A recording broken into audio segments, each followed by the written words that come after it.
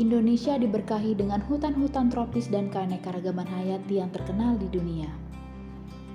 Dalam hal luasnya, hutan tropis Indonesia menempati urutan ketiga setelah Brazil dan Kongo. Dengan keistimewaannya, puluhan juta rakyat Indonesia secara langsung bergantung pada hutan sebagai penghidupan sehari-hari. Berbagai manfaat yang dihasilkan hutan diantaranya sebagai penghasil kayu dan non-kayu, pengatur iklim mikro, pengatur tata air dan kesuburan tanah, serta sumber plasma nuftah yang penting untuk kehidupan manusia. Namun selama tahun 2001 hingga 2019, Indonesia telah kehilangan hampir 27 juta hektar tutupan hutan.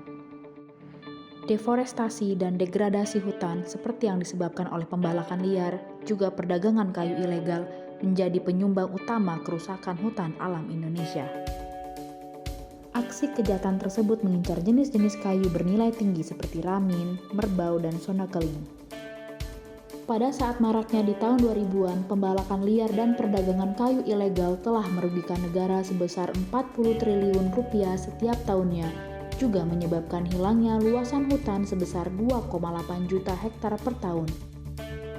Tantangan berat kasus pembalakan liar ada pada penegakan hukum, yang mana prosesnya hingga saat ini belum maksimal menjerat pelaku utama.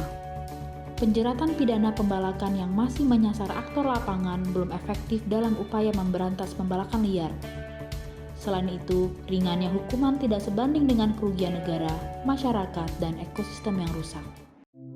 Undang-Undang Tindak Pidana Pencucian Uang lahir untuk memberikan landasan hukum yang kuat, menjamin kepastian hukum, serta efektivitas penegakan hukum.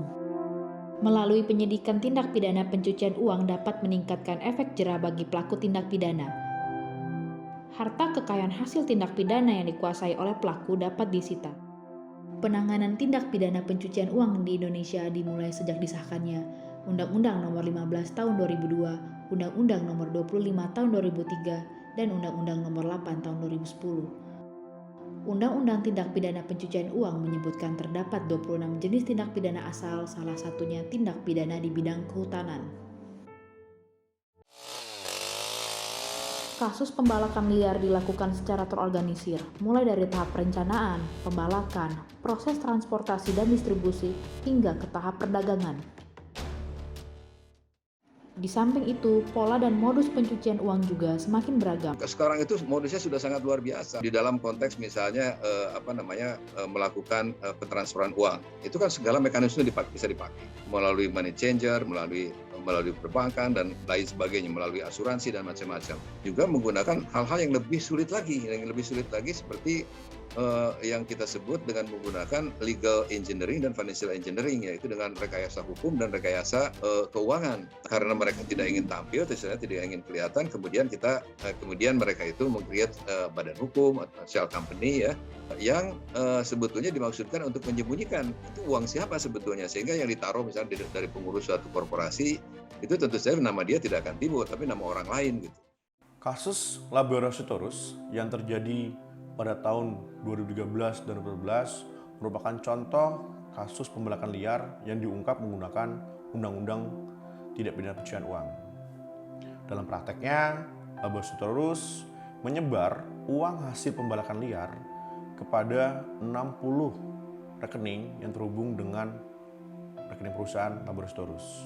Selain itu, Laborasitorus menggunakan uang tersebut untuk membeli aset pribadi dan juga aset perusahaan untuk kegiatan mereka di wilayah Kota Sorong. Namun penggunaan Undang-Undang Tindak Pidana Pencucian Uang dalam mengusut kasus pembalakan liar sangat jarang digunakan karena wewenangnya hanya dimiliki oleh 6 penyidik. Sedangkan penyidik pegawai negeri sipil atau yang disebut PPNS belum memiliki kewenangan. Sejak tahun 2018, kaum telapak yang tergabung dalam koalisi masyarakat sipil anti pencucian uang telah mengajukan judicial review pasal 2 dan 74 Undang-Undang Tindak Pidana Pencucian Uang ke Mahkamah Konstitusi. Selain itu, PPNS, KLHK, dan KKP mengajukan judicial review untuk pasal 74 yang diajukan kepada Mahkamah Konstitusi pada April 2021.